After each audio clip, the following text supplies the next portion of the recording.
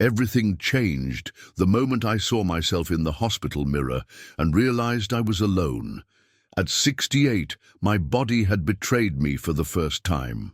The doctor called it a mild stroke, but in that moment, with the left side of my face slightly drooping and my steps unsteady, nothing about it felt mild.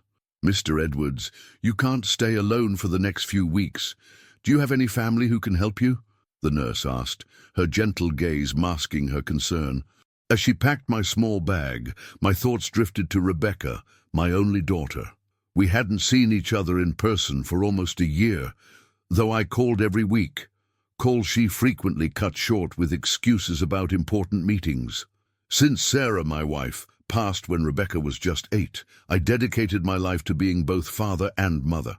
I traded my dream of heading the university's literature department for 2 jobs, teaching by day and editing manuscripts at night. Every sacrifice was worthwhile watching my little girl grow confident and brilliant. "She'll come get me," I replied, trying to sound more confident than I felt. The call I made was brief and practical, like all our recent interactions had become. Rebecca agreed immediately, almost too quickly, and said she would arrange everything. While waiting in the hospital lobby, I remembered last Christmas, when I finally visited her new apartment in the exclusive Westfield Gardens. The flawless decor and expensive furniture contrasted sharply with our old, welcoming 2-story home, where we stored more memories than possessions. During that dinner, she spoke enthusiastically about promotions, bonuses, and important colleagues, but dodged when I mentioned the mentoring program for at-risk youth, where I'd been volunteering since retirement. "Dad, these community projects are—" She hesitated, swirling her expensive wine. "Admirable, but you could truly enjoy your retirement. Travel, live a little." What Rebecca never understood was that helping those young people was my way of living. Seeing the spark in James Carter's eyes when we secured his business school scholarship brought me more joy than any 5-star resort ever could.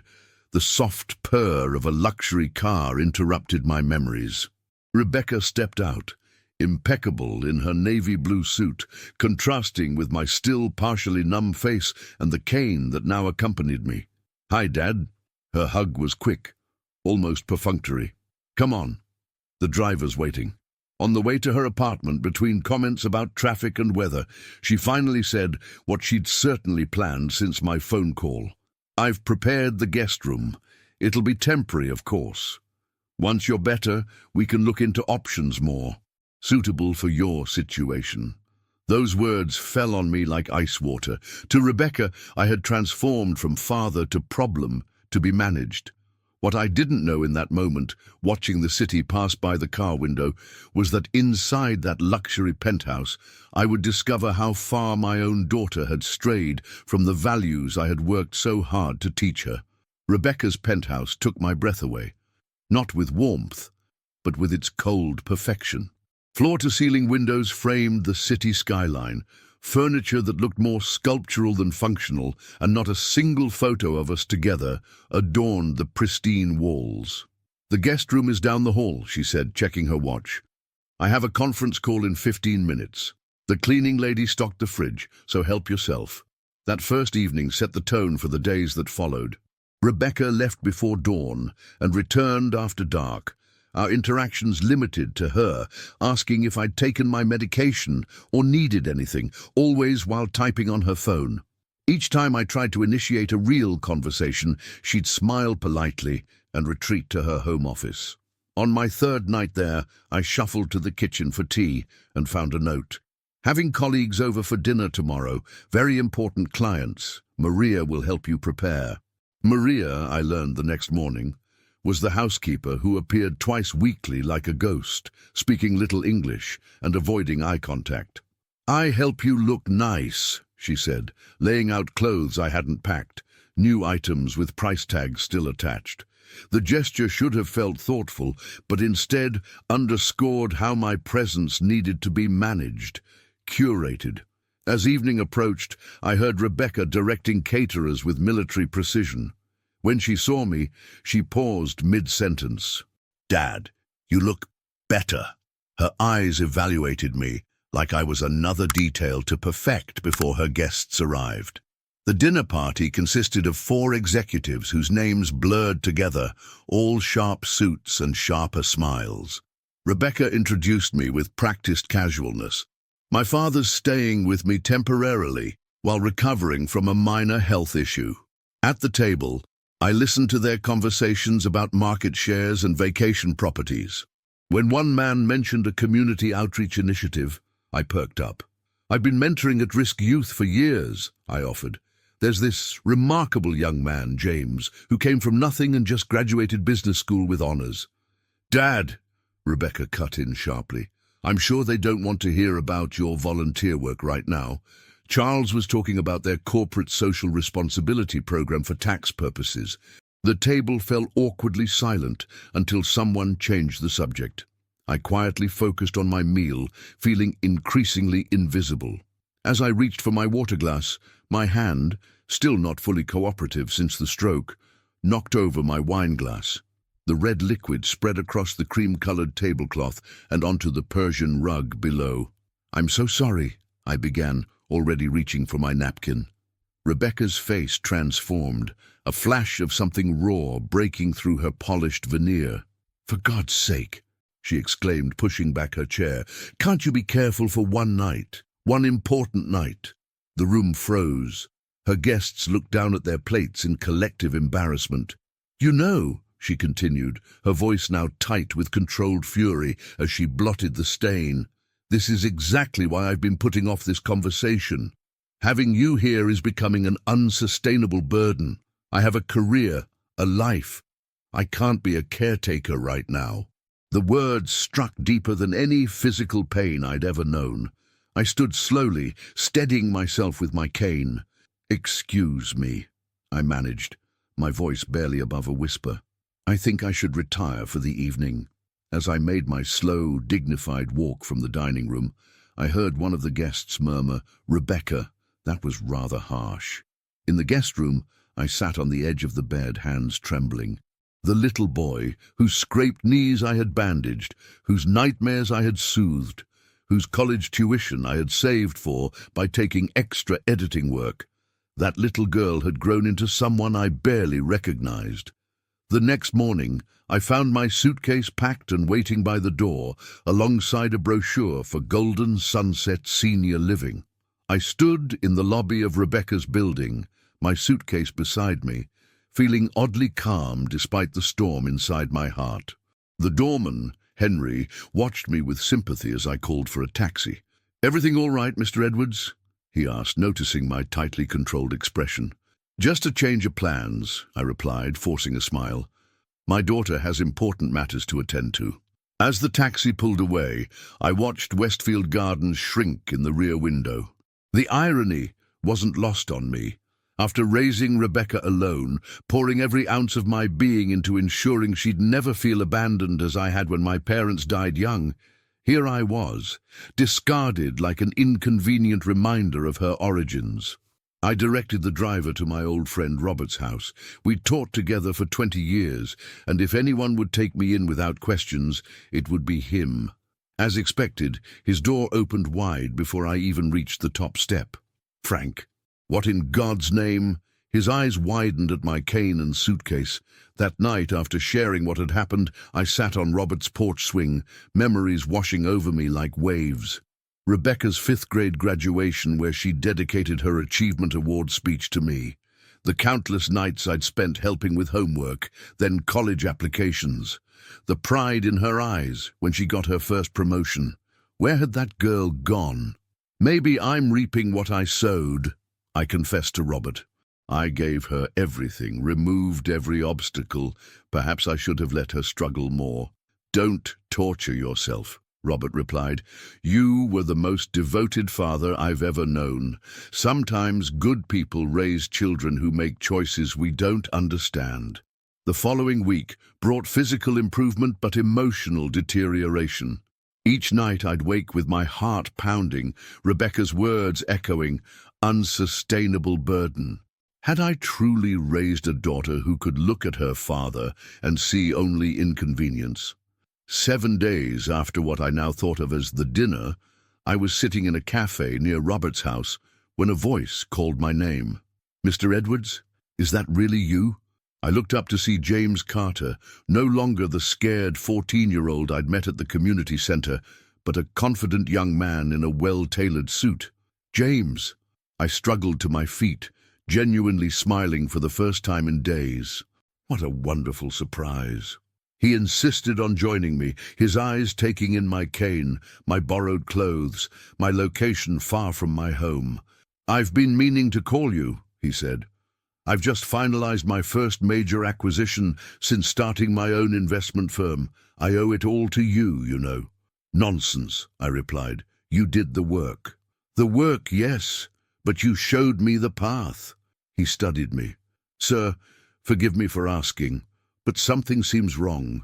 You don't look well." Perhaps it was exhaustion or the genuine concern in his eyes, but my carefully constructed composure crumbled.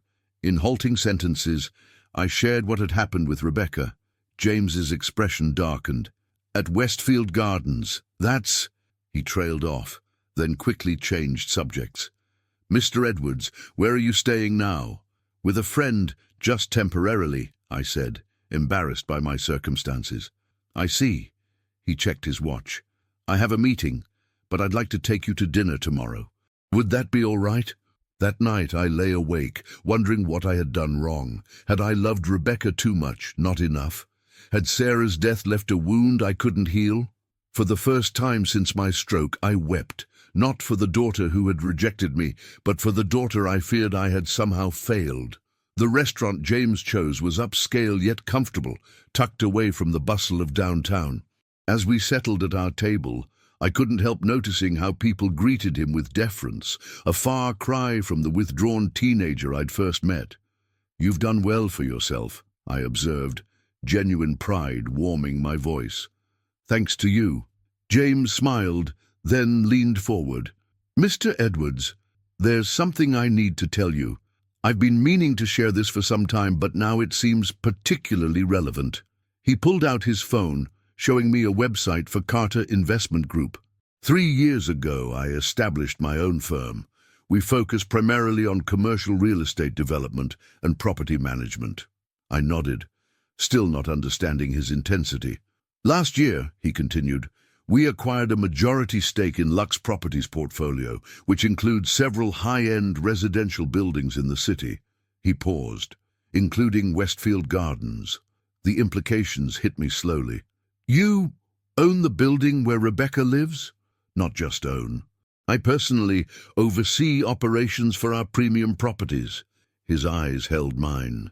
"Mr. Edwards, when you taught me to review contracts before signing anything, you changed my life. When you stayed up all night helping me prepare for that scholarship interview, you gave me a future I've never forgotten." I shifted uncomfortably, unused to such forthright gratitude.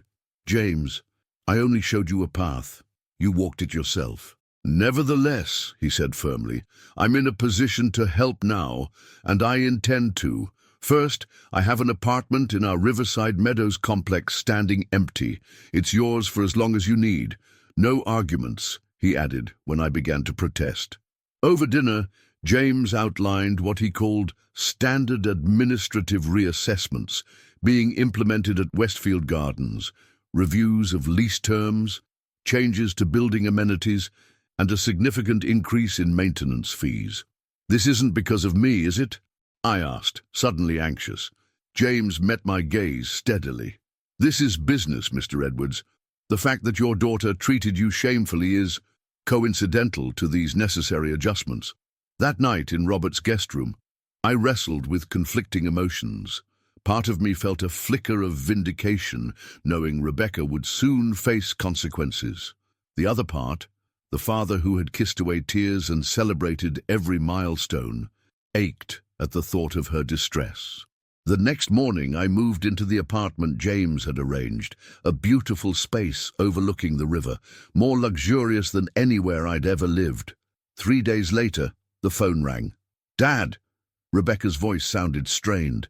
"How are you?" "I'm well," I replied, measuring my words carefully. "My recovery is progressing." "Good. That's good." She paused. "Look, Something strange is happening here.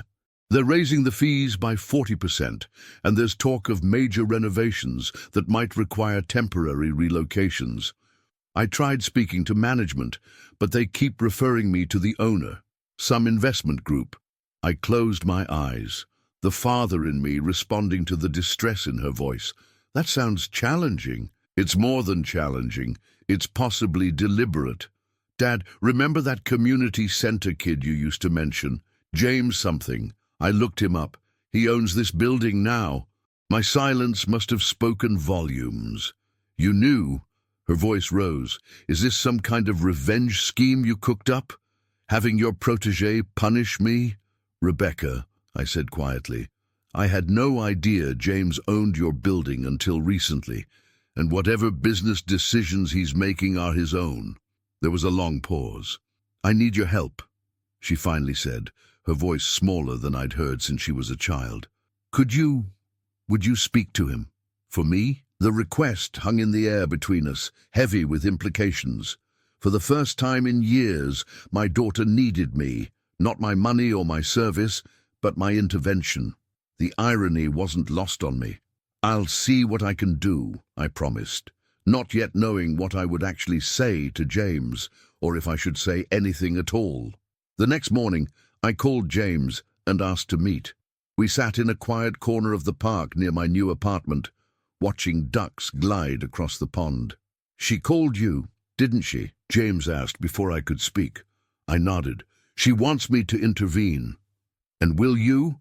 His tone was neutral, but I could sense the tension beneath. That depends, I replied carefully. Are these changes at Westfield Gardens legitimate business decisions, or are they personal? James looked out across the water. Both. The property was undervalued, and we would have implemented changes eventually. Did we accelerate the timeline after I learned how she treated you? Yes. He turned to me. Mr. Edwards, you taught me that actions have consequences. Your daughter needs that lesson. I considered his words, feeling the weight of parental responsibility that had never left me. I understand your intention, James, but I can't endorse revenge, even on my behalf. It's not revenge, he insisted. It's accountability. That afternoon, Rebecca arrived at my new apartment, her confident facade cracking as she took in the river view. This is nice, she said, clearly confused by my improved circumstances. I offered her tea, noticing how she scanned the room, reassessing me. I spoke with James, I said simply. And? Her voice was eager, expectant. And nothing. I didn't ask him to change his business decisions. Her face fell. Dad, I could lose my apartment. That place means everything to me. It represents everything I've worked for. Does it? I asked quietly. Or does it represent what you thought success should look like? She stared at me, speechless. Rebecca, when did possessions become more important than people? When did status replace connection? I raised you to value what truly matters in life. That's rich coming from someone who's suddenly living in luxury himself, she snapped. This apartment is temporary, I explained. James offered it because he remembered when I helped him secure housing during his darkest time. That's the difference, Rebecca. This place isn't what I value. It's the connection that provided it. Something shifted in her expression. You really have no idea, do you? How many lives you've touched? That day, she struggled, after I asked you to leave, one of my dinner guests resigned our account. He said he couldn't work with someone who would treat their father that way. Tears welled in her eyes. And then at the office, I discovered 3 of my colleagues had been mentored by you through that community program. When they heard what happened, she wiped her cheeks. Let's just say I'm not exactly popular right now. I reached for her hand. I never wanted that for you. I deserved it, she whispered. I've been so focused on climbing that I forgot how I got to the first rung, through your sacrifices. She looked around the apartment. All these years, I thought I was the successful one because I had the right address and the right job. But you built a legacy of people who would drop everything to help you. We talked for hours that day, really talked, for the first time in years. She told me about the pressures of her job, the constant fear of failure. I shared stories of her childhood that she'd forgotten, reminders of who she had been before ambition narrowed her vision. 2 weeks later, Rebecca listed her Westfield Gardens apartment. "Too much overhead," she explained. "Besides, I'm tired of defining myself by my zip code." She found a charming brownstone closer to the community center and, to my surprise, began volunteering there on weekends. It wasn't an immediate transformation, real change never is, but it was a beginning. As for me, I moved back to my modest home once my health improved. James still visits weekly for chess and conversation. Rebecca joins us sometimes, her competitive nature now channeled into mastering the game rather than collecting status symbols. Last Sunday, as we shared dinner in my small dining room, Rebecca raised her glass in a toast to measuring wealth by the lives we touch, not the things we own. In that moment, looking at my daughter, truly seeing her again, I knew that sometimes the most profound lessons come disguised as our greatest heartbreaks. And I was reminded that true success isn't found in penthouses or corner offices, but in the legacy of love we leave behind.